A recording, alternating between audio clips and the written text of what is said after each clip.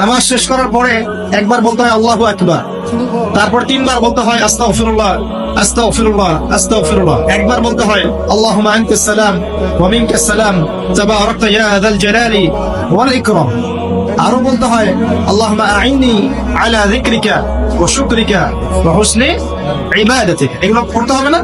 গুরুত্বপূর্ণ সুন্নাত। যখন সুন্নতের উপর আমল না করব তখন তো সারা জীবনের সুন্নাত প্রতিষ্ঠা হবে না। তারপরে একবার আয়াতুল কুরসি পড়তে হয়। নবীজি বলেছেন সাল্লাল্লাহু আলাইহি ওয়াসাল্লাম, যে ব্যক্তি প্রত্যেক ফরজ নামাজের পর আয়াতুল কুরসি তেলাওয়াত করে মৃত্যু ছাড়া জান্নাতে যাওয়ার জন্য কোনো বাধা নাই, তারা মরে গেলে জান্নাতে চলে যাবে ইনশাআল্লাহ।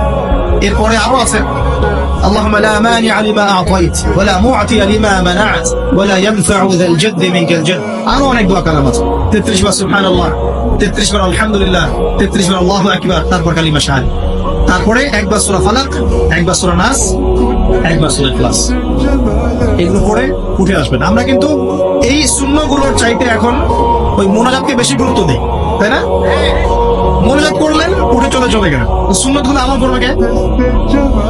মোনাজাত তো অপেক্ষায় বসে আছেন, সালাম ফিরানো হয়ে গেছে, ব্যাস মোনাজাত 1 মিনিট শেষ, আলহামদুলিল্লাহ শেষ করলেন, কিন্তু সুন্নতগুলো আমল করবে কে?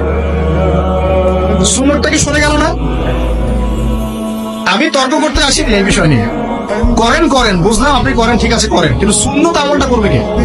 এই জিকির আজকার তাসবিহ তাহলিল গুলো কে পড়বে? তাহলে ওগুলো তো পড়তে হবে নাকি? ওগুলো তো পড়তে হবে। তাসবিহ তাহলিল জিকির আজকার শেষ করেন, আল্লাহ পাক তৌফিক এনায়েত করুন।